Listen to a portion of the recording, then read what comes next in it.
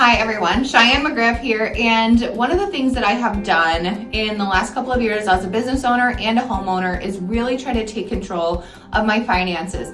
And I am very, very lucky to have a really good wealth management partner with Garrett here. He has Amir Wealth Partners, and I'm gonna let him tell you a little bit about what he does. Hey everybody, I'm Garrett founder of Amir Wealth Partners. I run a financial advising firm and we do financial planning and investments. A lot of people have various different advisors that they go to for advice, whether it's insurance, investments, taxes. And what I do is I bring everyone together to make sure we're all focused on the same goals and working towards the same vision for our clients.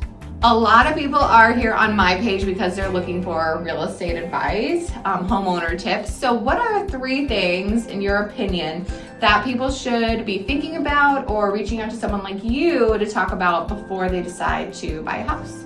Yeah, great question. So first off, just because you're approved for a certain amount for a mortgage doesn't mean that long-term you'll be able to afford owning that home. So there are a lot of considerations there. We want to make sure that we have enough in savings, an emergency fund to take over unforeseen expenses, and we're not dominating our cash flow with the mortgage. Another focus that I think is really important is long-term planning. Owning a home can actually be a really great long-term retirement planning tool. It locks in fixed cost for housing, home ownership does, and then in the long term when you have your mortgage paid off, it lowers your cash flow needs in retirement. Awesome. And I really do love that advice because that's something that I tell buyers when they come in and get their pre-approval. You know, just because you get a pre-approval for $500,000, you might not be happy with that monthly payment and you might want to shop in a lower price range to be more comfortable.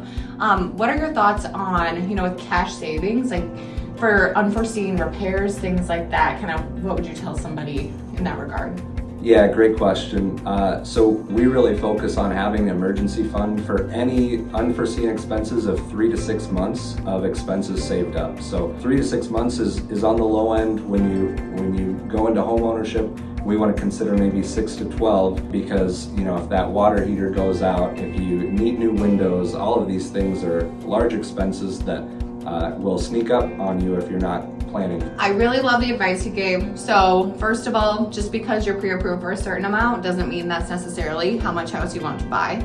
Second, home ownership can be a really good long-term planning and retirement tool. And third, make sure you have some cash savings for unforeseen breakdowns, water heaters going out, furnaces, all of that. So thank you so much for your advice today.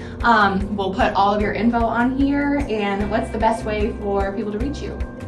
Yeah, you can visit my website at amirwealth.com, and looking forward to chatting in the future.